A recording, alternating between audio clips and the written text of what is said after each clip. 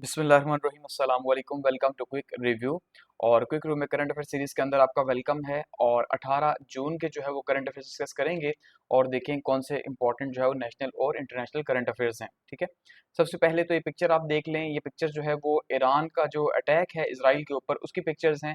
और क्या खूबसूरत पिक्चर्स दिखाई दे रही हैं कि किस तरह से जो बड़ी बड़ी बिल्डिंग्स हैं, जितनी भी बड़ी बड़ी बिल्डिंग्स हैं, सबको जो है वो ईरान की तरफ से टारगेट किया जा रहा है। और इस टाइम पे जो शहर है इनका तेल अवीव जो है बेसिकली, और हाइफा दूसरे नंबर पे, इनको जो है वो ईरान की तरफ से टारगेट किया जा रहा है और बहुत ज़्यादा नुकसान इन्हें पहुंचाया जा रहा है। ठीक है, उसके बाद अगर हम अपनी टॉप स्टोरीज को देखें तो आज सबसे पहले तो छठा दिन है जी वॉर का, आपको ये पता होना चाहिए। ठीक है, और देखेंगे छठे दिन की क्या डेवलपमेंट्स है। नेक्स्ट हम बात करेंगे इसराइल जो है उसने उसकी जो फ्रेश स्ट्राइक्स हैं ईरान के ऊपर, वो कह रहे हैं कि भाई अभी तक मैंने 1100 स्ट्राइक्स की हैं ईरान के ऊपर फ्राइडे के बाद से। ठीक है, और 40 जो है वो एक दिन के अंदर की हैं। तो मुसलसल जो है दोनों साइड से टारगेट किया जा रहा है। दूसरी साइड से हम ये देख रहे हैं जो इमाम खुमैनी साहब है वो ये कह रहे हैं कि द बैटल बिगन्स, कि भाई वॉर अब शुरू हो चुकी है और अब हम किसी के कहने के ऊपर नहीं रुकेंगे। हमने अपनी मर्जी से वॉर स्टार्ट की, तो ये जंग हम जो है वो खत्म भी अपनी मर्जी से करेंगे। अगर आप ये चाहेंगे भी कि हम वॉर खत्म करें तो हम वॉर को एंड नहीं करेंगे, ये इनका कहना है। ठीक है, नेक्स्ट अगर हम देखें तो ईरान इसराइल जो कॉन्फ्लिक्ट है उसने पाकिस्तान के लिए जो है टेंशन पैदा कर दी हैं। और पाकिस्तान को ये खतरा पैदा हो रहा है कि भाई उसकी सिक्योरिटी जो है वो इस टाइम पे काफी ज्यादा खतरे में है। इस न्यूज को हम एंड पे डिस्कस करेंगे क्योंकि थोड़ा सा डिटेल से हमसे देखेंगे कि भाई क्या जो है वो थ्रेट्स पाकिस्तान को हो सकते हैं। और इस न्यूज के साथ हम जो है वो साथ न्यूज जोड़ेंगे कि आर्मी चीफ साहब जो आपको पता है अमेरिका के अंदर मौजूद हैं और ट्रम्प साहब उनको होस्ट कर रहे हैं एक लंच के ऊपर। तो हम देखेंगे कि क्या पाकिस्तान के लिए सिक्योरिटी खतरात जो है वो आ सकते हैं। नेक्स्ट बात करेंगे जो ईरान है वो ये कह रहा है कि हम एक्सेप्ट नहीं करेंगे कोई भी इम्पोज्ड वॉर या पीस। ठीक है, कि अब वॉर तो हमने स्टार्ट कर दी है, तो अब हम जो है वो अपनी मर्जी से ही उसको आगे लेके चलेंगे। सिक्स पे है जी कि एन अनएंटिसिपेटेड डिप्लोमेटिक डेवलपमेंट, जिसमें हम देख रहे हैं कि सीओएस जो है हमारे चीफ ऑफ आर्मी स्टाफ जो हैं, ठीक है, उनको व्हाइट हाउस में मद्दू किया गया खाने के ऊपर, तो इसको भी हम डिस्कस करेंगे।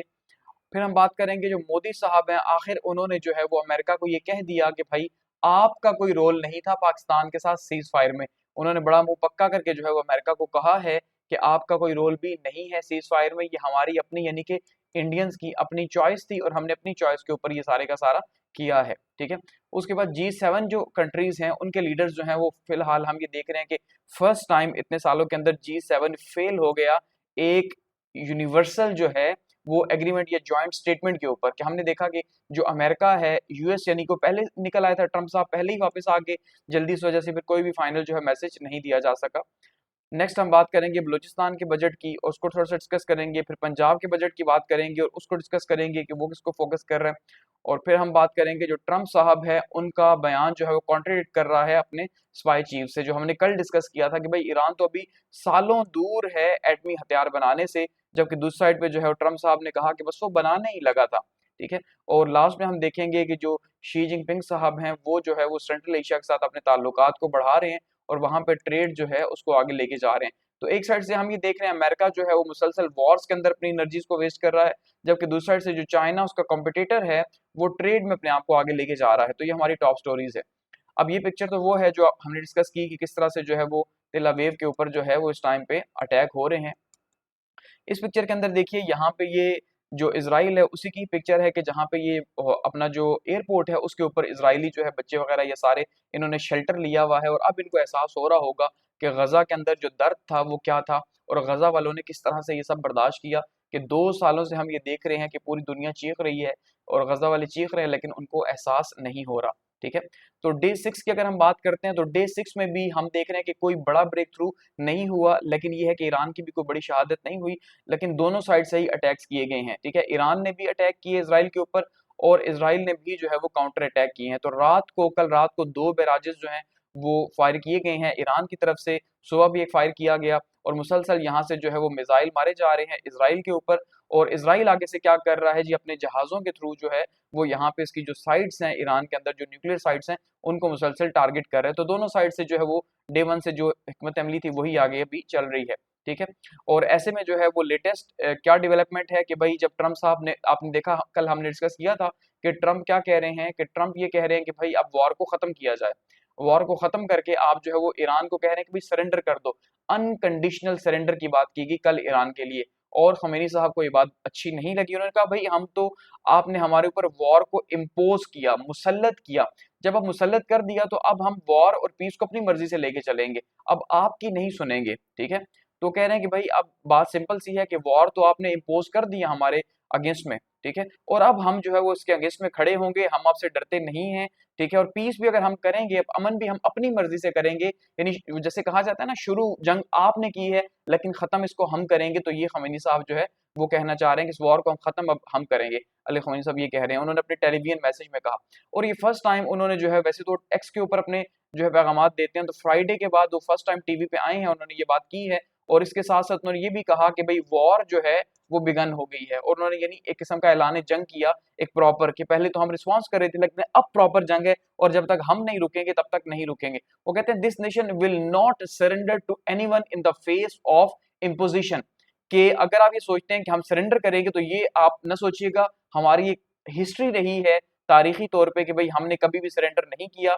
तो अगर आप ईरानी कौम को जानते हैं तो आप ये कभी भी ना कहते। ठीक है, वो कह रहे हैं भाई आप जो अगर ईरानियों को जानते हैं तो ईरानी अपनी जुबान में आपको आपके थ्रेट का जवाब देंगे और आपको बताएंगे कि आपने किससे पंगा लिया है। ठीक है, यानी कि जैसे होता है ना, दूसरे को बताया जाता है कि भाई हम क्या हैं, हमारी हिस्ट्री क्या है, तो उस तरह से खमीनी साहब ने बात की। तो ये हमें जो मैसेज इंडिकेट कर रहा है, जैसे कहा गया कि जंग अब शुरू हुई है, ठीक है, तो उसका मतलब जंग अब शुरू हुई है, तो पहले क्या हो रहा था? पहले वो ये कह रहे थे कि हम रिटेलिएट कर रहे थे, ठीक है, जो आप कर रहे थे हम उसका जवाब दे रहे थे, लेकिन अब हम भी करेंगे। सो इसका मतलब ये, और हम करेंगे और हम अपनी मर्जी से जो है उस वॉर को रोकेंगे। तो ये न्यूज काफी अलार्मिंग है। अलार्मिंग इस लिहाज से है कि इसका मतलब अब जंग मजीद आगे बढ़ेगी, और जो है अल्टीमेटली जब ये मजीद स्ट्राइक्स इसराइल के ऊपर करेंगे तो फिर ना चाहते हुए भी अमेरिका जो है या दूसरे ममालिक जो है उनको बीच में पड़ना पड़ेगा, क्योंकि वो तो पहले ही प्लान कर चुके हैं ऑलरेडी। ठीक है, अब यहाँ पे इसराइल जो है कह रहा है भाई हमने 40 साइट्स के ऊपर ईरान को हिट किया है आज के दिन के अंदर। ठीक है, यानी जुमेरात में जो है वो ये कह रहे हैं हमने 40 साइट्स पे जो है वो स्ट्राइक की, और हमारी जो एयरफोर्स के फाइटर जेट्स हैं उन्होंने जो है वो कंप्लीट कंट्रोल संभाला हुआ है, और हम जो है वो इंटेलिजेंस इंफॉर्मेशन के ऊपर काम कर रहे हैं। कह रहे हैं हमारे 25 फाइटर जेट्स जो हैं उन्होंने 40 मिसाइल इंफ्रास्ट्रक्चर की साइट जो है जहां से हमारे ऊपर मिसाइल जो है वो फायर किए जा रहे हैं उनको हमने टारगेट किया, क्योंकि इस टाइम पे सबसे बड़ा प्रॉब्लम ही ये है कि भाई इनके ऊपर जो मिसाइल हिट किए जा रहे हैं वो सबसे बड़ा प्रॉब्लम है। तो इसराइल की जो डिफेंस फोर्सेज हैं, यानी उनकी जो फौज है, वो क्या कह रही है कि हमने 25 जहाजों से 40 मिसाइलों की जगह को जो है वो, क्योंकि जहाज मिसाइलों को टारगेट कर रहे हैं तो हमने उन्हें जो है टारगेट किया है। ठीक है, नेक्स्ट हम देख रहे हैं जी कुछ स्टेटमेंट्स जो हैं वो अभी लेटेस्ट आई हैं शाम के टाइम पे, तो इसको हम देख रहे हैं कि अब ट्रम्प साहब क्या कहना चाह रहे हैं, और आपको इससे अंदाजा होगा, क्रिटिकली हम एवेल्युएट करेंगे कि वॉर कहाँ जा रही है। ट्रम्प साहब कहते हैं nobody knows what I am going to do, कि भाई कोई नहीं जानता कि मैं क्या करने जा रहा हूँ, यानी मैं ऐसा सरफिरा शख्स हूँ कि मैं कुछ भी कर सकता हूँ, चाहूँ तो वॉर खत्म कर सकता हूँ, चाहूँ तो इसमें घुस सकता हूँ, वो कि हुआ नहीं है, चाहे रशिया यूक्रेन की हो या इसराइल की, तो रोकनी ही नहीं थी। तो Trump won't say if he plans to strike Iran, says Tehran wants to negotiate. ठीक है, कि भाई ईरान बातचीत करना चाहता है लेकिन अब मैं नहीं करना चाहता, पहले मैं करना चाहता था, ईरान नहीं करना चाहता था, हालांकि ऐसा तो नहीं है। ठीक है, और दूसरा वो कह रहे हैं कि भाई मैं जंग में शामिल होऊंगा कि नहीं ये किसी को नहीं पता। जैसे कल वो G7 के समिट से जल्दी से वापस आए, और जल्दी से वापस आए तो ये मैक्रोन साहब ने ये कह दिया, जो फ्रांस के सदर थे, कि भाई ये तो कहीं सीज फायर के लिए जा रहे हैं। तो फिर ट्रम्प साहब ने शाम को ट्वीट कर दिया कि भाई कोई सीज फायर नहीं हो रहा। ठीक है, और हम ना ही चाहते हैं कि सीज फायर हो, हम ये चाह रहे हैं कि इसका कोई परमानेंट जो है वो सोल्यूशन हो। तो परमानेंट सोल्यूशन का मतलब यही है कि भाई ईरान जो है उसके जो न्यूक्लियर साइट्स हैं उसको कंप्लीटली जो है वो तबाह किया जाए, तब तब जो है वो हमारा मसला हल होगा। तो सीज फायर इसका हल नहीं है। ठीक है, फिर ट्रम्प साहब क्या कह रहे हैं, Trump says he told Netanyahu keep going. ठीक है, तो ये इनकी बेशर्मी और हठधर्मी है कि किस तरह खुले मुंह के साथ ये कह रहे हैं कि भाई कीप गोइंग, और हम जो है हमारी अगर कोई मीटिंग हो जाती है उनके साथ किसी बड़े की, तो हम बड़ा वाह वाह कर रहे होते हैं कि भाई शानदार, इससे अच्छी पर्सनैलिटी तो दुनिया में है ही नहीं। तो ट्रम्प का आप जरा घिनौना फेस देख लें, को कह रहे हैं भाई हम कह रहे हैं जारी रखो। इसका मतलब अगर आपको कहीं से ये लग रहा है, एक बात याद रखिएगा, थोड़ा मुसलमान जज्बाती हैं, होना चाहिए, लेकिन ये है कि थोड़ा ज्यादा जज्बाती हैं। जैसे आप ना ईरान की पिक्चर्स शेयर कर रहे हैं, ये कहा जा रहा है ईरान जीत रहा है भाई और ये कर रहे हैं, तो ऐसा हरगिज नहीं है। जो इसराइल को नुकसान हो रहा है वो बहुत कैलकुलेटेड नुकसान है, उसे पता है कि ये नुकसान उसका भर दिया जाएगा, और ये नुकसान नहीं होगा तो उसके पास ये जवाब नहीं होगा कि वो ईरान के अंदर जंग को लंबे टाइम तक जारी रख सकते हो, जबकि उसका इरादा यही है कि उसने ईरान को अब नहीं छोड़ना। ठीक है, चाहे वो है या वेस्टर्न पावर्स हैं, तो ये सब दिखाने को है। नेक्स्ट इसी न्यूज के साथ अगर हम एक न्यूज जोड़ रहे हैं तो वो स्टीमर साहब जो हैं, जो यूके के प्राइम मिनिस्टर, वो कह रहे हैं कॉल, उन्होंने इमरजेंसी मीटिंग कॉल की है यूके की, और वो कह रहे हैं कि भाई अगर यूएस ने स्ट्राइक्स की ईरान के ऊपर तो हम क्या करेंगे। सो इसका मतलब ये है कि उन्हें मैसेज मिल चुका है, ये याद रखिएगा। अमेरिका जो है वो ये मैसेज दे चुका है कि भाई हम जो है वो ईरान के ऊपर स्ट्राइक्स करने जा रहे हैं, आज नहीं तो कल। इसका मतलब आप भी तैयारी पकड़ें कि ये इल्जाम अकेला मेरे ऊपर ना आए, ठीक है। तो आप जो है वो, हम एक अलायंस के अंदर हैं तो जाहिर बात है आप भी हमारे साथ खड़े हों। अब यहाँ पे फिर हम देख रहे हैं डॉन की जो है हेडलाइंस है, आई मे डू इट और I may not do it, Trump says on the US strikes on Iran, कि भाई मैं करूंगा भी और मैं नहीं भी करूंगा। और खमीनी को कह रहे हैं कि भाई आप सरेंडर कर दो। सो इसका मतलब खमीनी तो सरेंडर नहीं करेंगे, सिंपल यही हमें लग रहा है। इन सारी बातों से अगर हम एनालाइज कर रहे हैं तो अभी तक का, यानी आज तक का जो डिसीजन है, वो बातें हमें यही बता रही हैं कि जो अमेरिका है वो स्ट्राइक करने जा रहा है ईरान के ऊपर, और उसे पता है कि अगर वो स्ट्राइक नहीं करेगा तो मुश्किल हो जाएगी, ठीक है। नेक्स्ट हम देखते हैं जी, जो फ्रेश इसराइली स्ट्राइक्स हैं उसमें अभी तक जैसे कहा कि 1100 जो है वो टारगेट्स को आईडीएफ कह रहा है, इसराइल डिफेंस फोर्सेस कह रही है हमने टारगेट किया जुम्मे से लेके अब तक जो है। और उसके बदले में हम देख रहे हैं कि भाई दोनों साइड से ही जो है एस्केलेशन हो रही है, और जो है 30 मिसाइल लॉन्चर्स जो है उनको भी जो है वो ओवरनाइट जो है वो किया गया है, इसी तरह से इंटरसेप्ट किया गया इसराइल की तरफ से, कुछ वो कह रहा है। और इसराइल ये भी कह रहा है कि भाई स्टार्ट में हमारा नुकसान काफी ज्यादा हुआ लेकिन अब नहीं हो रहा। लेकिन इसराइल की अब जो न्यूक्लियर जो हथियार हैं, या सॉरी जो मिसाइल हैं, इनको रोकने की अब कैपेसिटी भी जो है वो खत्म होती जा रही है। तो जो रेवोल्यूशनरी जो गार्ड कॉप्स हैं अब ये कह रहे हैं कि हमने हाइपरसोनिक मिसाइल जो है वो रात को इस्तेमाल किए हैं, जबकि इसराइल इस क्लेम को डिनाई कर रहे हैं। वो कह रहे हैं नहीं भाई, हाइपरसोनिक इस्तेमाल नहीं किए गए, ठीक है। तो इसमें हम देख रहे हैं वो कह रहे हैं 13 ईरानियन ड्रोन्स भी हमने मार गिराए हैं, और खमीनी साहब वो कह रहे हैं कि अब क्योंकि हमने जंग शुरू कर दी है। और साथ में उन्होंने ये भी कहा है कि भाई अब इसराइलियों के लिए कोई मर्सी नहीं है, कोई रहम नहीं है, और हम जो है वो हिस्टोरिकल कन्क्वेस्ट करेंगे और तारीखी फतह हासिल करेंगे, और अब जो है वो आगे बढ़ेंगे। सो इसका मतलब तेहरान जो है, यानी ईरान जो है, उसका मूड अब बहुत ज्यादा एग्रेसिव है, और वो फुल टाइम इस मूड में आ चुका है कि हमने वॉर करनी है और चीजों को आगे लेके चलना है, जिसका मतलब यही है कि अब हालात मजीद जो है वो खराब होंगे। दूसरी साइड से जो एयरफोर्स है इसराइल की, वो ये कह रही है कि हमारे पास तो टोटल कंट्रोल है, और हम जो है वो सेंट्रीफ्यूज प्रोडक्शन जो है वहां पे अटैक कर रहे हैं ईरान की, और ईरान की जो साइड्स है मिसाइल फैक्ट्रीज है वहां पे अटैक कर रहे हैं, और हम मुसलसल जो है वो अपने टारगेट्स को अचीव कर रहे हैं, ठीक है। ये देखिए क्या खूबसूरत मंजर जो है दिखाई दे रहा है कि किस तरह से जो है वो ईरानी मिसाइल फेंके जा रहे हैं।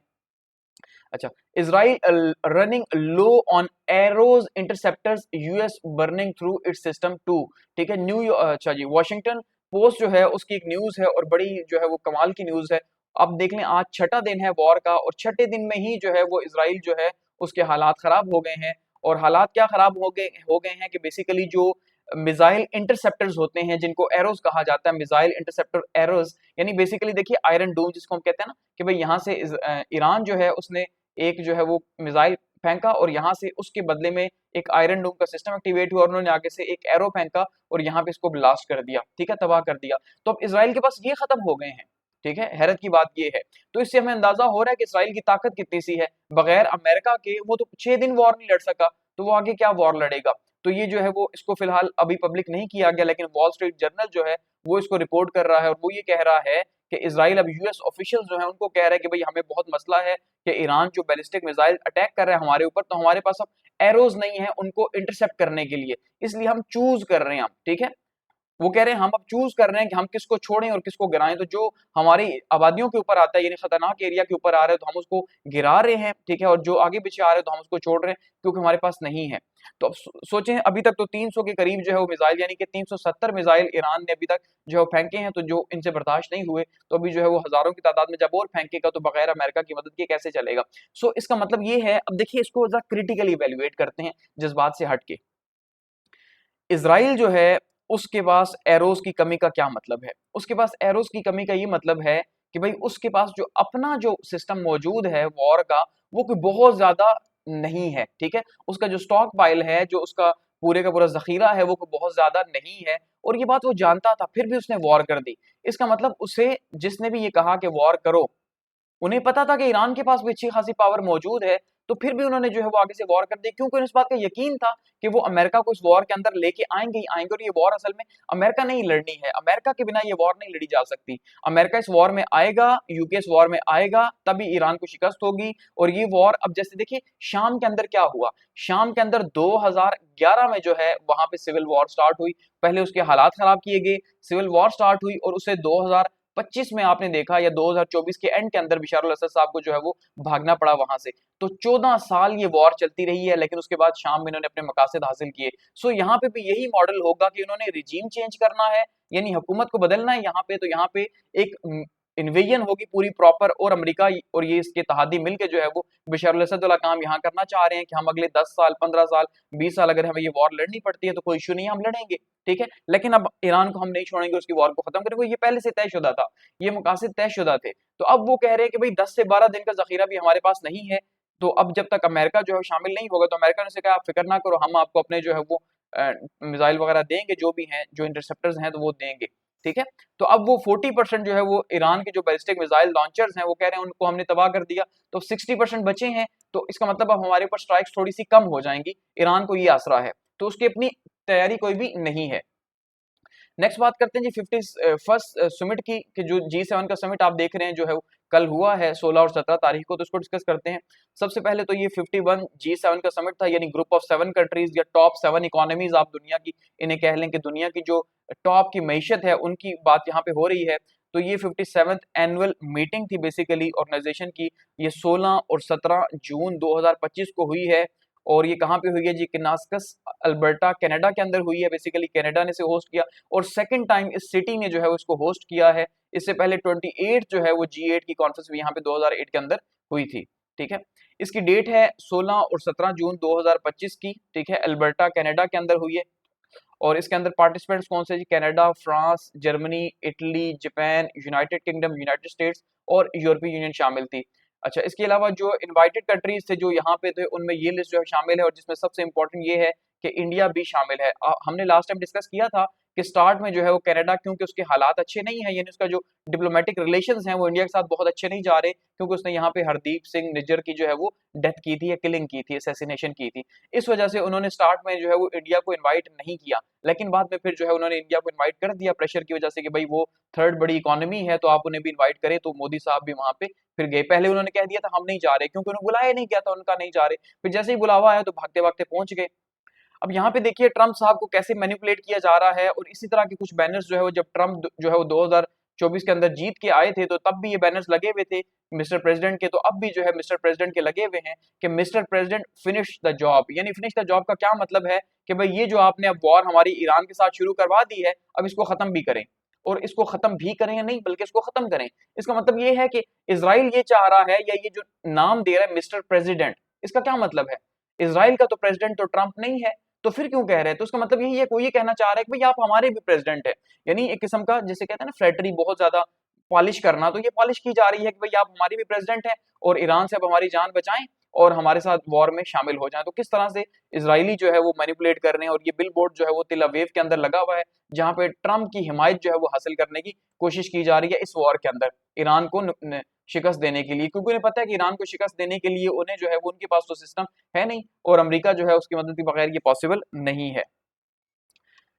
नेक्स्ट हम देखते हैं जी, जो एक बोझ था मोदी साहब के ऊपर, और काफी ज्यादा इसकी वजह से इनकी इंसल्ट भी हुई, काफी बेइज्जती भी हुई मोदी साहब की। तो मोदी साहब ने आखिर दिल पक्का करके और मुंह को भी थोड़ा सा पक्का करके तो कह ही दिया ट्रम्प साहब से। और मोदी साहब ने क्या कहा जी, मोदी साहब ने यूएस के प्रेसिडेंट को ये कहा है कि भाई जो सीज फायर हुआ है पाकिस्तान और इंडिया के बीच में, वो आपके कहने पे नहीं हुआ, ठीक है। तो आपको पता है कि भाई जो ट्रम्प साहब है वो 11 से ज्यादा दफा कह चुके हैं कि भाई मैंने न्यूक्लियर जो वॉर है वो पाकिस्तान और इंडिया के बीच में जो होने लगी थी उसको रोका है, ठीक है। और पाकिस्तान और इंडिया ने मेरे कहने पे सीज फायर किया। जबकि आपको पता है हमारी तरफ से जो पीएम साहब है उन्होंने अपनी पहली मीटिंग के अंदर, पहली एड्रेस के अंदर ये कहा था कि भाई हम बड़े शुक्रगुजार हैं ट्रम्प साहब के कि उन्होंने जो है वो हमारी सीज फायर करवाया, बड़ी मेहरबानी है उनकी, वरना तो हमने इंडिया की बहुत तबाही करनी थी, ठीक है। दूसरी साइड से शुरू से ही जो है पहले तो खामोशी रखी गई इंडिया की तरफ से, और उसके बाद आपने देखा कि भाई जो उनके जो फॉरेन सेक्रेटरी हैं उन्होंने इनकार कर दिया। उनका कि नहीं भाई हमने यूएस के कहने के ऊपर जो है वैसा नहीं किया, क्योंकि कांग्रेस जो है आपने देखा कि उसने बहुत बुरी तरह से टारगेट किया कि भाई आप कैसे इतने बड़ा मुल्क आप अपने आप को मानते हैं और अमेरिका के कहने के ऊपर आपने वॉर रोक दी, ये तो बड़ी गलत बात है। यानी बड़ी बेइज्जती की बात थी ना कि आपने अपने आप को कमजोर समझा और किसी के हुक्म को आपने फॉलो किया। तो फिर तो खामोशी रही। और अब जो है वो एक फोन कॉल हुई है 35 मिनट की, कहा जा रहा है ट्रम्प के बीच में और मोदी साहब के बीच में। तो उसमें जो है वो मोदी साहब ने उन्हें कह दिया कि भाई ये जो पाकिस्तान और इंडिया की सीज फायर है ये हमारा अकेले का फैसला था, ये डायरेक्ट मिलिट्री टॉक्स थी, इसमें आपका कोई जो है कोई भी किरदार नहीं है। ठीक है। तो हम ये चाहते ही नहीं है कि कोई थर्ड पार्टी जो है हमारे बायलैटरल रिलेशंस के अंदर जो है वो इन्वॉल्व हो, और हम ये चाहते हैं कि हमारा अपना इशू है तो हम जो है वो कश्मीर का इशू भी है तो सिर्फ बायलैटरल ही रखना चाहते हैं, वो भी स्ट्रिक्टली रखना चाहते हैं। अब यहाँ पे दो बातें आपने समझनी है, ये कहने की क्यों जरूरत है, ये उसका फायदा या नुकसान क्या हो सकता है। सबसे पहली बात तो ये है कि इंडिया के ऊपर बहुत ज्यादा प्रेशर था अपनी अपोजिशन की तरफ से बीजेपी के ऊपर। तो अब अगर वो एक्सेप्ट कर लेते कि अमेरिका के कहने के ऊपर हमने किया, तो फिर वो जो बड़ी बड़ी बातें थी, हम दुनिया की पावर हैं, सब कुछ है, तो फिर तो इसका मतलब आप अमेरिका की गुलामी कर रहे हैं, उनकी सुन रहे हैं। पाकिस्तान ने अगर सुनी तो आपने भी तो सुन ली। तो इसलिए उन्होंने अपनी इज्जत बचाने का ये काम किया अपने अपोजिशन को बताने के लिए। दूसरा यहाँ पे सबसे इंपॉर्टेंट ये है कि भाई पहले वो खामोश रहे, उसके बाद उन्होंने जब बहुत ज्यादा प्रेशर आया तो फिर उन्होंने जो है उसको डिनाई कर दिया। तो अब हम ये देख रहे हैं कि यूएस के बीच में और इंडिया के बीच में जो है जो डिप्लोमेटिक रिलेशंस हैं वो भी थोड़े से नीचे जा रहे हैं। क्योंकि आपने देखा जैसे हमारी साइड से बिलावल ने विजिट किया अमेरिका का, इसी तरह से उनकी साइड से शशि थरूर साहब जो हैं उन्होंने अपोजिशन को साथ मिला के विजिट किया और एक दूसरे के नैरेटिव को काउंटर करने की कोशिश की गई है। सो बेसिकली हम ये देख रहे हैं कि भाई उनका जो डेलीगेशन था उसकी जो उनके वाइस प्रेसिडेंट साहब थे, सेकंड इन कमांड थे, उनके साथ मुलाकात हुई है। जबकि हमारे आर्मी चीफ साहब को शायद आज जो है वो मौका मिल जाए उनके सदर के साथ मिलने का, तो ये भी यहाँ पे डिप्लोमेटिकल हमारी विन हो रही है। तो इस लिहाज से अब हम ये कह सकते हैं कि भाई जो हालात नजर आ रहे हैं, ठीक है, उसमें शायद इंडिया और जो यूएस है इनके रिलेशंस को बहुत अच्छे नहीं जा रहे और कमजोर जा रहे हैं, जिस वजह से इंडिया ने भी देखा कि भाई को बहुत ज्यादा फायदा तो हो नहीं रहा है रिलेशन से, तो हम अपने ऊपर में बर्डन किस लिए लूं, मैं कह देता हूं कि भाई आपने वॉर नहीं करवाई। तो इससे जाहिर बात है ट्रंप को बुरा तो लगा होगा, ऐसा तो हो नहीं सकता कि ट्रंप ने जो है वो ये ना कहा हो, क्योंकि ट्रंप ने तो सीज फायर की बात की थी। सो ट्रंप को बुरा लगा होगा, तो ये ग्रेट अपॉर्चुनिटी है, या शायद इसी जिद के अंदर ही ट्रंप ने जो है हमारे आर्मी चीफ साहब को, आसिम मुनीर साहब को जो है वो मिलने के लिए बुला लिया कि भाई आप आए और आप हमसे आके मीटिंग करें कि भाई इंडिया को जरा और थोड़ा सा टफ टाइम दिया जाए। ठीक है, वो असल मकसद तो ईरान का है, जो उनकी हेडलाइंस लगी हुई हैं, ईरान के लिए बुलाया है, लेकिन साथ में ये भी हो सकता है कि भाई ट्रंप साहब ने जो है वो इंडिया को बताया हो कि भाई तुम अगर मुझे नहीं बड़ा मान रहे तो फिर मैं भी अब तुम्हें जो है सबक सिखाता हूं। तो शायद ये पाकिस्तान के फेवर में चीजें आ रही हों। ठीक है, ये G7 का समिट है जी। अब G7 के समिट में हम देख रहे हैं कि पहली बार ऐसा हो रहा है, बहुत ही कमजोर किस्म का बयानिया सामने आया है कि G7 के जो लीडर्स हैं वो फेल हो गए हैं to reach ambitious joint agreement on key issues after Trump's exit. ठीक है, अब ट्रम्प्स एग्जिट का मतलब ये नहीं है कि G7 से जो है वो अमेरिका या ट्रम्प निकल गया। इसका मतलब ये है कि कल के दिन के अंदर यानी कि 17 जून को जो है वो ट्रम्प साहब वहां से जल्दी पे वापस आए। ठीक है, और ये कहा गया मैक्रोन साहब की तरफ से, ये जो बड़ी चाहत से देख रहे हैं ट्रम्प साहब को, तो इनकी तरफ से ये कहा गया कि भाई ये जो है वो जल्दी जल्दी वापस जा रहे हैं, क्योंकि पूरी दुनिया का बोझ अमेरिका ने उठाया हुआ है, तो ट्रम्प ने जाके जो है वो ईरान और इसराइल की जो सीज फायर है, ठीक है, उसके लिए जाके काम करना है, जबकि ट्रम्प ने उसको बाद में डिनाई कर दिया था। अब प्रॉब्लम ये है कि अब जब यहाँ पे ज्वाइंट कोई स्टेटमेंट नहीं आ सकी G7 की तरफ से, तो यहां से हमें एक मैसेज समझ आ रहा है, अगर हम इसे क्रिटिकली इवेल्युएट करते हैं, तो ट्रम्प जानबूझ के यहां से जल्दी में निकले, क्योंकि ट्रम्प के पास इन सवालों का जवाब नहीं था कि भाई क्या आप ईरान इजराइल वॉर में शामिल होंगे, क्या रशिया और यूक्रेन की वॉर, क्योंकि रशिया के प्रेसिडेंट साहब को भी यहाँ बुलाया हुआ था, रशिया यूक्रेन वॉर में आप हेल्प करेंगे और आपका क्या ख्याल है कि अब आगे क्या होने लगा है, तो इन सब बातों का जवाब नहीं था ट्रम्प के पास, और ना ही वो कोई ज्वाइंट स्टेटमेंट देना चाह रहे थे जिससे वो बाद में मुश्किल में फंस जाए, इसलिए उन्होंने अपनी जान छुड़ाई और जल्दी से निकल आए। हालांकि उन्होंने कल के बाद ऐसी कोई बड़ी बात तो की नहीं है, स्टेटमेंट्स तो कनाडा से बैठ के भी दी जा सकती थी। सो इसका मतलब ये है, और दूसरा कनाडा के साथ उनके कोई हालात इतने अच्छे तो नहीं जा रहे, हो कह रहे हैं भाई 51 स्टेट आप जो है वो अमेरिका की बन जाओ। तो कहने का मतलब ये है कि जानबूझ के ट्रम्प वहां से भागे हैं ताकि जो है वो इस तरह कोई फाइनल जो है वो कम्युनिके जो है उसके अंदर इनका नाम ना आ जाए। तो पहली बार ये हो रहा है कि भाई ये G7 समिट एक वैसे ही बस एक फोटो सेशन हुआ और उसके अंदर जो है वो ना तो रशिया यूक्रेन वॉर के हवाले से कोई बात की गई है, ठीक है, यानी क्रिटिकल ग्लोबल जो इश्यूज हैं उसमें रशिया यूक्रेन वॉर टॉप पे है, उसके अलावा ईरान इजराइल वॉर अब स्टार्ट हो चुकी है तो ये टॉप पे है, तो इन दोनों के हवाले से कोई भी बात जो है वो नहीं की गई। ठीक है, हालांकि इसमें हम देख रहे हैं कि भाई जो कनाडा है, यूके है, फ्रांस है, इन ममालिक ने अपनी तरफ से जब ट्रम्प साहब आ गए तो अपनी तरफ से जो है वो यूक्रेन को सपोर्ट की हिमायत की है कि भाई हम आपके साथ सपोर्ट करेंगे। और वैसे भी अब यूरोप का जो सिक्योरिटी पैराडाइम है वो बदल रहा है, और क्योंकि यूरोप अब जो है वो यूक्रेन और रशिया वॉर को जो है वो फोकस कर रहा है, जबकि जो ट्रम्प साहब हैं वो ईरान और इसराइल वॉर को जो है वो फोकस कर रहे हैं। जबकि जो यूरोप है वो बिल्कुल भी इंटरेस्टेड नहीं है कि वो इसराइल के ऊपर अपने पैसे लगा के अपनी आवाम को मजीद नाराज करे, क्योंकि अमेरिका के अंदर का एक सर्वे जो है वो आज हुआ है और उस सर्वे में 46% लोग जो हैं वो इस बात के मुखालिफ हैं कि भाई आप जो है वो जंग क्यों कर रहे हैं। कुछ ने तो 15-20% ने तो अपनी राय दी नहीं है। सो इसका मतलब अमेरिका के अंदर भी बहुत बड़ी तादाद में लोग एग्री नहीं है ट्रंप के इस बयान के ऊपर कि भाई आपने जो है वो इजराइल के साथ क्यों दिया और ये वॉर क्यों की, जबकि नेगोशिएशन से ये बात हो रही थी। तो यूरोप बिल्कुल इंटरेस्टेड नहीं है कि भाई वो ईरान के पंगे में फंसे। अगर अमेरिका जबरदस्ती लेके आता है कि भाई आप इस पंगे में आओ तभी मैं रशिया यूक्रेन वॉर में आपकी मदद करूंगा, तो शायद वो चले जाएं। अदरवाइज यूरोप अब अपनी वॉर लड़ना चाह रहा है और अमेरिका अपनी वॉर लड़ना चाह रहा है। तो ये दुनिया के लिए खतरनाक है कि इस तरह की अगर तकसीम पैदा होती है तो यूनिटी बिल्कुल खत्म हो जाएगी। ठीक है, तो जो टेंशंस हैं वो हम देख रहे हैं कि टैरिफ के ऊपर भी रही हैं और ट्रम्प साहब इसलिए भी भागे हैं कि शायद कोई टैरिफ के ऊपर जो इन्होंने 38% जो है वो यूरोप के ऊपर लगाया है, या स्टील के ऊपर, एल्यूमिनियम वगैरह के ऊपर, या ऑटो इंपोर्ट्स के ऊपर जो लगाया है, तो उसके ऊपर कोई क्वेश्चन आंसर ना हो जाए, जिसका जवाब ना आ सके, मुश्किल हो जाए, तो इसलिए भी इन्होंने जो है वो यहाँ पे कोई हिस्सा नहीं लिया। ठीक है, आगे बढ़ते हैं जी। बलूचिस्तान का बजट जो है वो 2025-26 का पेश हुआ है, तो इसको थोड़ा सा डिस्कस करते हैं। Balochistan budget 2025-26 biggest ever 1.03 trillion यानी 1.03 खरब रुपए का बजट जो है वो पेश किया गया है, और सस्टेनेबल प्रोग्रेस की जहां पे जो है वो बातचीत की गई है। ठीक है, तो 1.03 ट्रिलियन का बजट है और इसमें फोकस जो है वो ऑस्टेरिटी के ऊपर है, ठीक है, और डेवलपमेंट के ऊपर है। ठीक है, बचत और डेवलपमेंट के ऊपर है। तो पीपल्स पार्टी लीड बलूचिस्तान की जो गवर्नमेंट है उसने ये बजट पेश किया 2025-26 का, जिसमें 36.5 बिलियन जो है वो कैश सरप्लस है। तो फिलहाल तक अभी हम देख रहे हैं कि जो वफाक है उसका भी सरप्लस आ रहा है, और जो सूबे हैं, जो प्रोविंसेस हैं, उनको भी सरप्लस आ रहे हैं। तो अच्छी बात है कि भाई अब पैसे आपको बच रहे हैं। तो ऑस्टेरिटी मेजर्स की भी बात जो है यहाँ पे की गई है, और 349.5 मिलियन जो है वो डेवलपमेंट के लिए रखे गए हैं, जो कि कहा जा रहा है कि हाईएस्ट है इन द प्रोविंस हिस्ट्री, के सूबे की हिस्ट्री के अंदर ये सबसे ज्यादा हाईएस्ट जो है वो माने जा रहे हैं। ठीक है, और साथ में ये कहा जा रहा है कि जो आउट गोइंग जो ईयर है उसके अंदर 100% यूटिलाइजेशन हुई है जो डेवलपमेंट बजट था। यानी इससे पहले जो बजट था उसका सिर्फ 60% इस्तेमाल होता था जो एलोकेट किया जाता था, लेकिन फर्स्ट टाइम जो है वो 219 बिलियन सारे का सारा इस्तेमाल हो गया। वो कब कहाँ हुआ, किस जगह हुआ, ये तो बलूचिस्तान वालों को पता होगा। ठीक है, आपको पता है वहां पे कितना बजट इस्तेमाल होता है, कुछ भी नहीं। तो इंफ्रास्ट्रक्चर प्रोजेक्ट्स के लिए पैसे रखे गए हैं, जॉब क्रिएशन के लिए रखे गए हैं, सोशल वेलफेयर के लिए रखे गए हैं, 10% सैलरीज बढ़ाई गई हैं, 7% पेंशन बढ़ाई गई हैं। ठीक है, क्लाइमेट के लिए पैसे रखे गए हैं। इसके अलावा एजुकेशन के लिए 28 बिलियन जो है वो रखे गए हैं। हेल्थ केयर के लिए 16.4 बिलियन रखे गए हैं। ठीक है, और नई गाड़ी खरीदने पे पाबंदी लगाई गई है, कोई भी बंदा जो है वो नई गाड़ी नहीं खरीद सकता, यानी बंदा मतलब कोई भी सरकारी शख्स जो है। और 4188 जो है वो नई जॉब्स की बात की गई है, जबकि एक तरफ से आपको पता है आईएमएफ ये कह रहा है कि भाई आपने जॉब्स खत्म करनी है, तो ये कह रहे हैं कि आईएमएफ की जो जॉब्स हैं जो एबॉलिश उसने की हैं उससे हट के हम ये क्रिएट करेंगे। ठीक है, और जो अलग से पोस्ट है, हम 6000 पोस्ट तो आईएमएफ कह रहे हैं खत्म कर दो, वो हम खत्म करेंगे, और 4188 हम जो है, यानी ये देखें जरा 6000 पोस्ट खत्म हो जाएंगी। ठीक है, और 4188 जो है वो नई पैदा हो जाएंगी, तो उसको मतलब जिनको निकालेंगे उन्हीं को शायद यहाँ पे वापस रखा जाए। इसके अलावा सेफ सिटी एक्सपेंशन के लिए 18 बिलियन रुपए रखे गए हैं, मशखील डैम के लिए 25 बिलियन रुपए रखे गए हैं, यूथ स्किल डेवलपमेंट के लिए 16 बिलियन रुपीज जो है वो रखे गए हैं। तो ये जो है वो समरी है इनके बजट की, ईरान बलूचिस्तान के।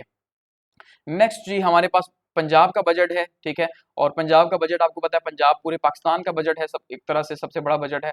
तो पंजाब जो है उसने अपना जो बजट पेश किया उसमें हम देखते हैं जी 5.33 ट्रिलियन का बजट, यानी कि 5.33 खरब रुपए का बजट जो है वो पेश किया गया है। ठीक है, और इसमें इंफ्रास्ट्रक्चर हैवी बजट इसको कहा जा रहा है, यानी कि डेवलपमेंट्स के ऊपर ज्यादा जो है फोकस रखा गया, प्रोजेक्ट्स के ऊपर रखा गया, वो कि आईएमएफ ने पाबंदी भी लगाई थी फिर भी रखा गया। पीएमएलएन जो है पंजाब गवर्नमेंट की, उसने जो है वो बजट पेश कर दिया जी 5.5 खरब रुपए का, और इसमें अगर हम देखते हैं तो 1.14 ट्रिलियन जो है वो एनुअल डेवलपमेंट प्रोग्राम रखा गया है, यानी सालाना 1.24 ट्रिलियन रुपीज जो है वो रखे गए हैं डेवलपमेंट फंड के लिए। 25% जो है वो लार्जर है फेडरल डेवलपमेंट के फंड से, यानी फेडरल वफाक से भी ज्यादा जो है वो पैसे इन्होंने 25% ज्यादा पैसे डेवलपमेंट के लिए रखे हैं।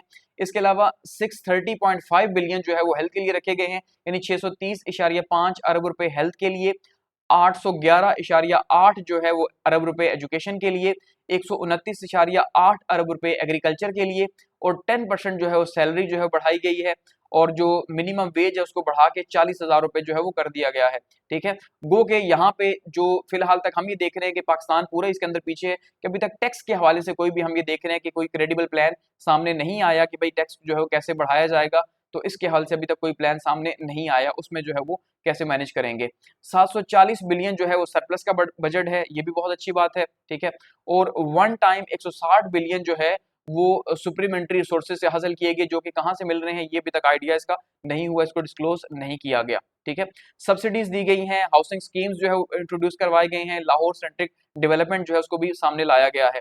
तो 165 बिलियन जो है वो सब्सिडीज हैं, जिसमें अगर हम देखें तो एग्रीकल्चर के अंदर 10 बिलियन की सब्सिडी दी गई है, ट्रांसपोर्ट के अंदर 40.8 बिलियन की सब्सिडी है, फ्री मेडिसिन जो है वो दी जाएंगी जी 79.5 बिलियन की, 150 अरब रुपए जो है वो रखे गए हैं अपनी छत अपना घर स्कीम के, हाउसिंग स्कीम है।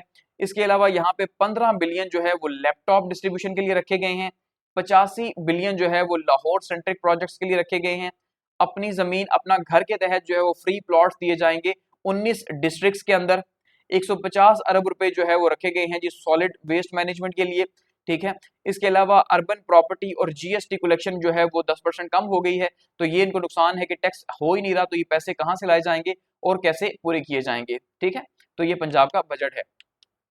आगे बात करते हैं जी, ट्रम्प जो है वो कॉन्ट्रडिक्ट कर रहे हैं अपने ही स्पाई चीफ की बात से। कल हमने एक बात की थी कि भाई जो उनके स्पाई चीफ हैं, सीएनएन ने एक रिपोर्ट दी थी कि स्पाई चीफ ने एक रिपोर्ट दी है ट्रम्प साहब को, जिसमें वो कह रहे हैं कि ईरान जो है वो अभी बहुत दूर है, फॉर अवे है। ठीक है, कि भाई उसने अभी अपना न्यूक्लियर प्रोग्राम नहीं बनाना या वो एटम बम नहीं बना सकता, जबकि हम ये देख रहे हैं कि पब्लिकली ट्रम्प साहब ने इस बात को रिजेक्ट कर दिया है। ठीक है, और वो इस बात को मानने को तैयार नहीं है।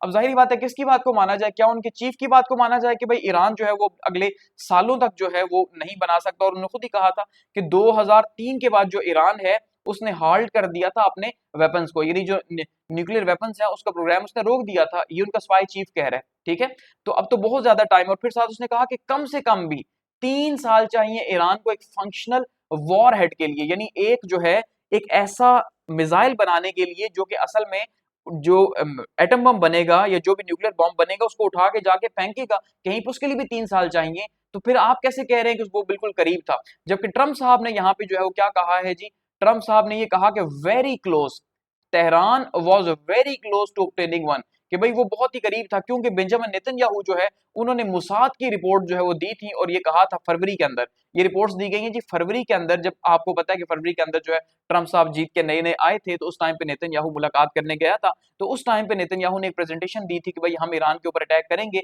और पहले कहा जा रहा है कि नेतन्याहू दिसंबर के अंदर अटैक करना चाह रहा था, दिसंबर 2024 के अंदर, यानी कि बाइडेन एडमिनिस्ट्रेशन के आखिर में, ताकि किसी के ऊपर ब्लेम ना आए। ठीक है, लेकिन फिर उसने उसको डिले किया, और उसके बाद जो है ये कहा जा रहा है कि भाई उन्होंने ईरान के न्यूक्लियर प्रोग्राम के ऊपर ट्रम्प को बताया, और ट्रम्प ने कहा कि हाँ भाई ये तो बड़ा सीरियस है। ठीक है, तो अब यहाँ पे जो ट्रम्प साहब है वो कह रहे हैं I don't care what she said, कि भाई उनकी जो सिक्योरिटी चीफ है वो क्या कह रही है, हमें इससे जो है वो कोई फर्क नहीं पड़ता, मुझे इससे कोई फर्क नहीं पड़ता, हकीकत ये बनाने करीब था। ठीक है, तो इसका मतलब ये है कि एक दूसरे में ही जो है वो तजादात नजर आ रहे हैं, जबकि हम ये देख रहे हैं कि जब इनकी फर्स्ट जो टर्म थी 2014 की, उसमें भी हम ये देख रहे थे कि इनकी जो अपनी एस्टेब्लिशमेंट वगैरह थी उससे नहीं बनती थी, तो इसका मतलब ये है कि एस्टेब्लिशमेंट शायद इनकी जो है वो हम देख रहे हैं कि और साइड पे खड़ी है, और ट्रम्प साहब कहीं और साइड पे खड़े हैं, तो ये भी काफी जो है वो खतरनाक है। नेक्स्ट बात करते हैं जी, जो शी जिनपिंग साहब हैं, यानी चाइना के जो सदर साहब हैं, वो इस टाइम पे पूरा कोशिश कर रहे हैं कि किसी तरह से इकोनॉमिक डिप्लोमेसी जो है उसको आगे बढ़ाया जाए, और इकोनॉमिक डिप्लोमेसी के थ्रू ही जो है वो अपने मुल्क को आगे लेके जाया जाए। जबकि एक साइड पे हम ये देख रहे हैं, अब देखें आपको ना दो डिफरेंट अप्रोचेस दिखाई दे रही हैं। एक साइड पे एक चाइना जो है वो अप्रोच उसकी देखने को मिल रही है ट्रेड की, यानी कि वो जियो स्ट्रेटेजिक के बजाय वो क्या कर रहा है जी, वो हम ये देख रहे हैं कि वो इकोनॉमिक अप्रोच की तरफ जा रहा है, और इकोनॉमी को जो है वो प्रमोट करने की कोशिश कर रहा है कि उसकी इकोनॉमी आगे जाए। जबकि उसके बदले में जो अमेरिका है वो क्या कर रहा है, उसका इन्हिसार जंगों के ऊपर है और दुनिया को डराने के ऊपर है। ठीक है, तो हम ये देख रहे हैं वो मुसलसल जंगी किया जा रहा है।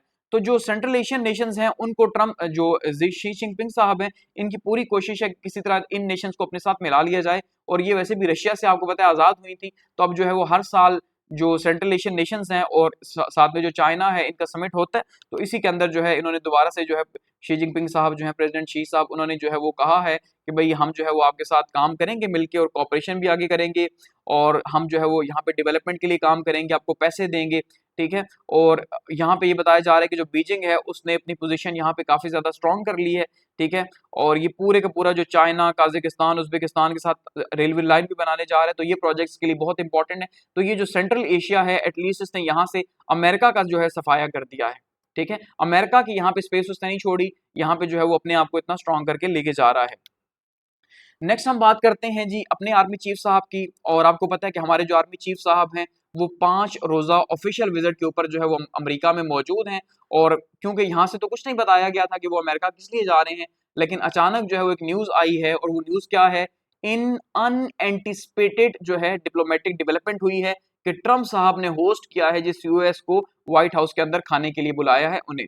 ठीक है, अब ये न्यूज काफी इंपॉर्टेंट है। अगर इस न्यूज को हम देखते हैं, इसका मतलब ये है, अब जरा यहाँ पे कुछ बातों को आपने समझना है।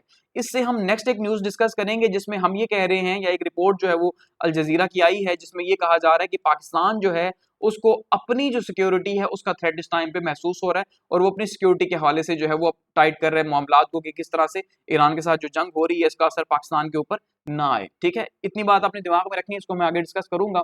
तो यहाँ पे देखिए, यहाँ पे एक्सेप्टेड जो है वो अनएक्सपेक्टेड सॉरी डिप्लोमेटिक जो है मूव हुई है, क्योंकि इससे पहले जो अमेरिका के सदर हैं उन्होंने कभी भी आर्मी चीफ के साथ मुलाकात नहीं की। इस कंडीशन में कि वो सदर हों मुल्क के तो अलग बात है, जैसे कि फील्ड मार्शल अयूब खान थे, और फील्ड मार्शल अयूब खान के बाद अब जो है वो आसिम मुनीर साहब फील्ड मार्शल हैं, पाकिस्तान की तारीख के दूसरे फील्ड मार्शल हैं।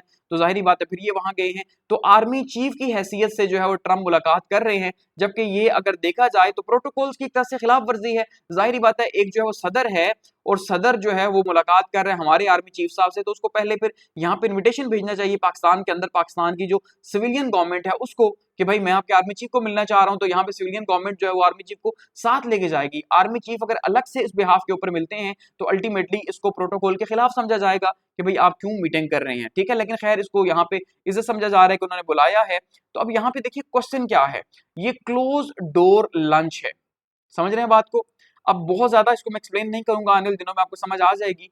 पॉइंट ये है कि क्लोज डोर लंच का क्या मतलब है। इस टाइम पे दो बातें हम ये कह रहे हैं, एक तो जैसे मैंने आपसे कहा कि भाई इंडिया के साथ जो ट्रम्प के हालात अच्छे नहीं जा रहे, और जो मोदी साहब ने उनको कहा है कि भाई जो है वो आपने हमारा कोई सीज फायर नहीं करवाया, तो शायद इस बदले के तौर पे जो है वो जिद के तौर पे कह रहे हो कि ठीक है मैं पाकिस्तान के आर्मी चीफ को बुलाता हूं ताकि आपको थोड़ा सा ज्यादा जो है वो मिर्चें लगें, और पाकिस्तान को फेवर दी जा रही है क्योंकि इंडिया की डिप्लोमेसी कुछ ज्यादा अच्छी नहीं चल रही। ठीक है, एक तो ये हो सकता है, ठीक है, हल्का फुल्का।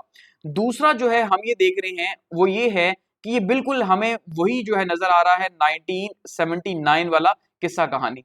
1979 की किस्सा कहानी क्या है कि जब हमने देखा था कि जो सोवियत यूनियन है उसने अफगानिस्तान पे यहाँ पे एंट्री की थी, तो उस टाइम पे ज़ियाउल हक साहब जो है उनके साथ एक मुलाकात की गई थी, और ज़ियाउल हक को ये कहा गया था कि भाई आपने हमें सपोर्ट करना है सोवियत यूनियन के अगेंस्ट में। और फिर अगले 10 साल हमने देखा कि पाकिस्तान ने सपोर्ट किया अफगानिस्तान के अंदर उस वॉर को, जिसके नतीजे के तौर पे पाकिस्तान आज भी उसकी कीमत झुका रहा है, चाहे टीटीपी की शक्ल में हो, जिसकी भी शक्ल में हो, वो काम हो रहा है। लेकिन पाकिस्तान टॉप एलाय रहा उस टाइम पे अफगानिस्तान की वॉर के अंदर। तो अफगानिस्तान क्योंकि हमारे बॉर्डर के साथ था और 2250 किलोमीटर का हमारा बॉर्डर था, अब हमारा 950 किलोमीटर का बॉर्डर जो है वो ईरान के साथ है, और फिर से ईरान के अंदर वॉर स्टार्ट हो चुकी है, और आर्मी चीफ को फिर से जो है वो मीटिंग के लिए बुलाया गया है।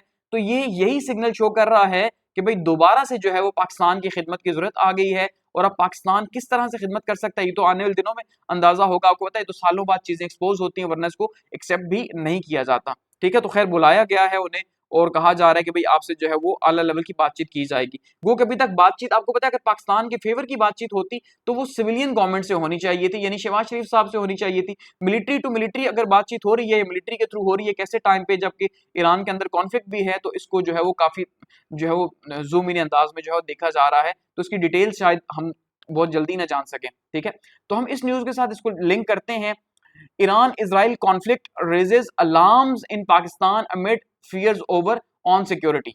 अब मैं यहाँ फिर से आपको एक बात कहूंगा कि पाकिस्तान में इस टाइम पे बड़ी जो है वो अफरा तफरी है, हाई लेवल के ऊपर पाकिस्तान को खुद टेंशन है कि भाई अगर ईरान और इजराइल की वॉर जो है वो ये आगे बढ़ती है, जो आगे बढ़ेगी ही बढ़ेगी। ठीक है, और ये जो आर्मी चीफ साहब को बुलाया गया ये भी सिग्नल है कि जो अमेरिका है इस वॉर के अंदर शामिल होगा ही होगा। ठीक है, तो अगर ईरान इसराइल की वॉर आगे बढ़ती है तो इसके जो पॉसिबल असरात हैं वो पाकिस्तान के ऊपर क्या हो सकते हैं। ठीक है, अब हमें सबसे बड़ी परेशानी ये है, क्योंकि मैं फिर से आपको कह रहा हूं कि वही जो है वो सीन दोहराया जा रहा है 1979 वाला। फर्क क्या है, फर्क नंबर एक ये है कि भाई 1799 में मुल्क का नाम था अफगानिस्तान, और अब मुल्क का नाम जो है वो रिप्लेस करके ईरान कर दिया गया। ठीक है, यानी पहले अफगानिस्तान में वॉर थी तो अब जो है वो ईरान के अंदर है। पहले अमेरिका की डायरेक्ट वॉर थी, ठीक है, अफगानिस्तान में अमेरिका जो है वो डायरेक्टली आया था, अब यहाँ पे इनडायरेक्ट वॉर इसराइल के थ्रू हो रही है, और एक दो दिनों में अमेरिका खुद भी शामिल हो जाएगा। तो तो फिर यहाँ पे जो है वो हालात क्या बनेंगे। तो हम ये देख रहे हैं कि फिर से अब पाकिस्तान को टेंशन क्या हो रही है कि भाई जब ये वॉर स्टार्ट हुई थी तो एक तो हम अमेरिका के तहादी बने जिसकी कीमत आज तक हमें चुकानी पड़ रही है। उस टाइम पे हमें डॉलर्स मिले और हमारी जो इकोनॉमी थी उसने 7.5% पे ग्रो किया ज़ियाउल हक साहब के टाइम के ऊपर, ठीक है। हमारी फौज को हिमायत भी मिली, लेकिन हमारी जमहूरियत तबाह हो गई मुल्क के अंदर, हमारा रूल ऑफ लॉ तबाह हो गया मुल्क के अंदर, ठीक है। और पूरा मुल्क का जो एक स्ट्रक्चर था उसको बर्बाद कर दिया गया और 50 साल से हम उस जंग को लड़ रहे हैं। तो लॉन्ग टर्म में हमें सिर्फ इस जंग का नुकसान हुआ और कोई फायदा नहीं हुआ। जबकि कहा यह जा रहा था कि अगर हमने सोवियत यूनियन को ना रोका तो सोवियत यूनियन इसके बाद यानी ईरान के बाद जो है अफगानिस्तान के बाद उसका जो अगला टारगेट है वो पाकिस्तान होगा और गर्म समंदर होंगे, ठीक है। तो इसलिए हमने अपने बचाव के लिए प्रॉक्सी वॉर यहाँ पे लड़ी। अब हम फिर वही देख रहे हैं कि अगर हम यहाँ पे अमेरिका के साथ जाते हैं तो अब हमें यही टेंशन है कि भाई अगर यहाँ पे इजराइल आ जाता है तो अल्टीमेटली इजराइल का अगला टारगेट जैसे हम कह रहे हैं पाकिस्तान है, क्योंकि जब वो हमारे बॉर्डर पे आके बैठ जाएगा, यहाँ पे अपने अड्डे बना लेगा, उसने अड्डे बनाने हैं, जैसे उसने शाम में अड्डे बना लिए अब, तो अगर वो अड्डे बनाएगा यहाँ पे तो उसके बाद वो पाकिस्तान के ऊपर कहीं से भी स्ट्राइक कर सकता है। इन फ्यूचर पाकिस्तान इंडिया की वॉर होती है तो वो डायरेक्टली यहाँ से हमारे इस बॉर्डर के ऊपर जो वेस्टर्न बॉर्डर है उसके ऊपर मुसलसल ईरान के अंदर बैठ के अटैक कर सकता है, क्योंकि अभी तो वॉर स्टार्ट हुई है। याद रखिएगा ईरान को बहुत लंबा नहीं लेके जा सकता, तो इजराइल जो है वो उसको अमेरिका की बिहाफ के ऊपर लंबा लेके जा सकता है। तो ये वही वॉर रिपीट होने लगी है। अब ये 6 साल चलती है, 1 साल चलती है, 10 साल चलती है, लेकिन अमेरिका इस वॉर के अंदर आएगा और उसकी पूरी कोशिश होगी कि अफगानिस्तान वाला हाल जो है वो ईरान का कर दिया जाए और उसके बाद ईरान जैसे शाम के अंदर जो है सदर साहब भाग गए हैं वहां से, तो यहाँ पे भी इनको मजबूर कर दिया जाए कि भाई इमाम खुमैनी या तो शहीद हो जाए या फिर उनको भगा दिया जाए यहाँ से और यहाँ पे रिजीम चेंज होके एक नई गवर्नमेंट जो है वो आ जाए, ठीक है। तो उस सूरत में क्या होगा कि पाकिस्तान की सपोर्ट हर सूरत में चाहिए होगी। नेबरिंग कंट्री है, जाहिर बात है पावरफुल कंट्री है। तो अब एक तो ये मसला है, दूसरा पाकिस्तान को थ्रेट ये है, ये तो लॉन्ग टर्म की बात है, ऐसा होता है कि नहीं, लेकिन चांसेस ये हैं। दूसरा थ्रेट पाकिस्तान को क्या है, वो है जी रिफ्यूजीज का, ठीक है। अब पाकिस्तान 905 किलोमीटर का बॉर्डर जो है वो शेयर कर रहा है ईरान के साथ, और ईरान के अंदर भी एक बलोचिस्तान है, पाकिस्तान के अंदर भी एक बलोचिस्तान है, ठीक है। अब सबसे बड़ा बलोचिस्तान की सिक्योरिटी का कंसर्न पाकिस्तान को पहले से ही है। पाकिस्तान का ऑयल, गैस, कोल, ये सारा कुछ बलोचिस्तान के अंदर है। तो अगर बलोचिस्तान के हालात खराब होते हैं तो जाहिर बात है पाकिस्तान को उसका शदीद नुकसान होगा। तो बलोचिस्तान के जो इलाकी पसंद है, अभी तक 5 ऑपरेशंस बलोचिस्तान के अंदर हो चुके हैं जब से पाकिस्तान आजाद हुआ है। तो जो इलाकी पसंद है उनको एक मौका मिलेगा ईरान की वॉर से कि भाई वो इस वॉर से, एक तो ईरान के अंदर वॉर लगी हुई है तो उस रीजन के अंदर मजीद इंस्टेबिलिटी पैदा करे। तो बीएलए वगैरह अपने अटैक को बढ़ाएगा, इंडिया अपने अटैक को बलूचिस्तान के अंदर बढ़ाएगा, तो इससे पाकिस्तान के ऊपर मजीद प्रेशर आएगा। दूसरा ये भी खतरा है कि जो सी पैक की इन्वेस्टमेंट्स यहाँ पाकिस्तान में है उनको नुकसान पहुंचाया जाएगा इस वॉर की आड़ के अंदर। तीसरा ये खतरा है कि जो बीएलए के लोग जिनको पाकिस्तान ने ऑपरेशन यहाँ पे किया तो वो ज्यादातर ईरान के अंदर बसे हुए हैं। तो ये जो वॉर है ये ईरान से उन्हें यहाँ पे लेके आ जाएगी, और अगर यहाँ नहीं भी लेके आती तो ईरान क्योंकि जब अपनी वॉर लड़ रहा होगा उसके रिजीम अपने चैलेंजेस का शिकार होगी, तो वो कहां से बीएलए या इस तरह के लड़की पसंद ग्रुपों को देखेगा। आप देख रहे हैं कि ऑलरेडी पाकिस्तान ईरान जो एक वॉर छोटी सी बॉर्डर की उन्होंने एक दिन के क्लैश किए थे एक दूसरे के ऊपर। तो इसका मतलब बीएलए के लिए बिल्कुल टीटीपी की तरह का एक सीन हो जाएगा कि वो जब चाहेंगे पाकिस्तान में अटैक करेंगे और वापस ईरान में चले जाएंगे, और ईरान में हम किसी को भी अकाउंटेबल नहीं बना सकते क्योंकि वो तो ऑलरेडी अपनी वॉर लड़ रहे हैं, ठीक है। तो इसका मतलब यह है कि बीएलए की पावर में ये जो लड़की पसंद ग्रुप हैं उनकी पावर में इजाफा होने का बहुत ज्यादा खतरा है, और बलोचिस्तान जो है उसके लिए बहुत ज्यादा खतरात बढ़ गए हैं ईरान वॉर की वजह से। एक तो ये कंसर्न है, दूसरा जो रिफ्यूजीज क्राइसिस हैं वो बढ़ जाएंगे, ठीक है। कि भाई हम वरीड क्या हैं कि अफगानिस्तान में जैसे रिफ्यूजीज क्राइसिस बढ़े हमारी वजह से, 1979 में क्या हुआ कि 65 लाख के करीब हम ये कह रहे हैं कि भाई जो है वो अफगान मुहाजिरीन पाकिस्तान आए, जिनको आज भी हम जो है वो धक्के दे दे के वापस भेज रहे हैं हमारी गवर्नमेंट, ठीक है। तो इसका मतलब ये है कि अब इसी तरह से ईरान के अंदर भी बहुत बड़ी तादाद में ये मौजूद है, तो ईरान ने भी इनको इसी तरह से पाकिस्तान की तरफ वापस भेजा है। तो अब ईरान से ये इन्फ्लक्स होगा। देखिए वॉर आगे बढ़ती है, 6 महीने 1 साल लगता है, गजा की वॉर को 2 साल लग गए, तो यहाँ पे तो 10 साल भी लग सकते हैं। तो जब वॉर आगे बढ़ेगी तो ईरानी कहाँ जाएंगे? ईरानियों के पास 2 टॉप चॉइसेस हैं। चॉइस नंबर 1 ईरान जाएंगे, सॉरी पाकिस्तान आएंगे, और चॉइस नंबर 2 जो है वो जाएंगे ईरान। तो इन अभी ईरान भी निकाल रहा है अफगानियों को और पाकिस्तान भी निकाल रहा है। इसका मतलब है फिर यहाँ पे ये वापस आ जाएंगे, जब ये ईरानी भी यहाँ पे आएंगे बलूचिस्तान के अंदर या पाकिस्तान के अंदर, तो पाकिस्तान इनको कैसे संभालेगा? पाकिस्तान इनकार भी नहीं कर सकता। जैसे आज हम मिस्र को जो है बहुत बुरा भला कह रहे हैं कि मिस्र ने अपने बॉर्डर क्लोज किए हुए हैं और वो गजा के लोगों को नहीं आने दे रहा कि भाई आप नहीं आ सकते यहाँ पे, तो क्या फिर ये पॉसिबल होगा कि पाकिस्तान जो है वो अपने बॉर्डर क्लोज कर दे और कहे ईरानियों के लिए कि आप नहीं आएंगे, जबकि अभी तो हम उनकी वॉर को सेलिब्रेट कर रहे हैं। तो ये बहुत मुश्किल हालात जो है पाकिस्तान के लिए बनने जा रहे हैं, ठीक है। तो यहाँ पे फियर क्या है कि इजराइल जो है उसकी अगर एरियल सुपरमेसी आ जाती है, यानी अगर फिजाई हुदूद जो है ईरान की फिजाई हदूद की बात हो रही है। तो ईरान की फिजाई हदूद अगर कंट्रोल में आ जाती है इसराइल के, तो इसका सबसे बड़ा थ्रेट जो है वो पाकिस्तान को होगा, क्योंकि और तो उसने किसी के ऊपर अटैक नहीं करने। इसका मतलब ये है कि वो यहाँ पे अड्डे रखेगा और उन अड्डों के जरिए वो इन फ्यूचर पाकिस्तान के ऊपर स्ट्राइक्स करेगा। और जैसे ही कहा जाता है ना, उसका अगला टारगेट पाकिस्तान है। तो हम तो वॉर लड़े ना लड़े, ईरान ने कौन सा वॉर लड़ी थी कि ईरान के ऊपर जो है वो सोए सोए उसने अटैक कर दिया, तो अगला वो हमारे ऊपर सोए सोए अटैक कर देगा, साथ में इंडिया को शामिल कर लेगा, तो फिर हमारे लिए क्या हो जाएगा। इसका मतलब ये है कि हमारे लिए ये बहुत ही अलार्मिंग और थ्रेटनिंग कंडीशन है कि अगर यहाँ पे ईरान की गवर्नमेंट जाती है तो हम कैसे आगे से जो है रिएक्ट करेंगे। और अगर गवर्नमेंट नहीं जाती तो हम उसको रोक भी नहीं सकते। क्यों? कि अब आर्मी चीफ साहब अगर अमेरिका में सदर से मिल रहे हैं तो इसका मतलब ये है कि अमेरिका कभी ये चाहेगा कि हम ईरान की सपोर्ट करें। इसका मतलब अमेरिका का फुल फोकस ये होगा कि पाकिस्तान किसी भी शक्ल में, पाकिस्तान की मिलिट्री जो है वो ईरान को सपोर्ट ना करे। समझ रहे हैं ना? इस वजह से ये मीटिंग बहुत इंपॉर्टेंट है कि ईरान के तनाजुर में वहां के जितने भी न्यूज़पेपर है वो ईरान के कॉन्टेक्स्ट के अंदर इस मीटिंग को कोट कर रहे हैं कि भाई पाकिस्तान की हिमायत चाहिए उन्हें। सो इसका मतलब ईरान के अगेंस्ट में चाहिए। तो क्या पाकिस्तान ईरान के अगेंस्ट में, अपने ब्रदर मुल्क के अगेंस्ट में जाएगा? नहीं जाएगा। तो क्या अमेरिका उसे रहने देगा? सो पाकिस्तान के लिए हर बार एक टफ कंडीशन आती है, और ये हमेशा तब भी आती है जब मिलिट्री को जो है वहां बुलाया जाता है। ठीक है, तो अगर यही किसी सिविलियन लीडर को बुलाया जाए तो शायद हालात मुख्तलिफ भी हो सकते हैं। तो अब देखते हैं पाकिस्तान इन फ्यूचर जो है क्या आप सोच रहे हो, पाकिस्तान कैसे इन चीजों को जो है वो हैंडल करेगा आगे। ठीक है, क्योंकि पाकिस्तान की पास्ट की हिस्ट्री यही रही है कि भाई हमने ना तो अमेरिका को इनकार किया, 9/11 के बाद हमने क्या किया, 2001 के बाद हम वॉर और टेरर के ऊपर इनके दोस्त बन गए और हमने इन्हें वेलकम किया, और उसका नतीजा आज भी हम भुगत रहे हैं। ठीक है, तो अब यहाँ पे पाकिस्तान के अंदर भी शिया पॉपुलेशन मौजूद है, वहां भी शिया मौजूद है, तो वो जब यहाँ पे आएंगे तो हमारे यहाँ सेक्टेरियन वायलेंस जो है वो स्टार्ट होने का खतरा है। और हमारे यहाँ शिया सुन्नी के मामला तो पहले से ही हमेशा से खराब रहते हैं। ठीक है, तो ये हमारे पास जो है जी आज के करंट अफेयर्स हैं, और फीडबैक के लिए कमेंट सेक्शन जो है वो मौजूद है। Thanks for watching.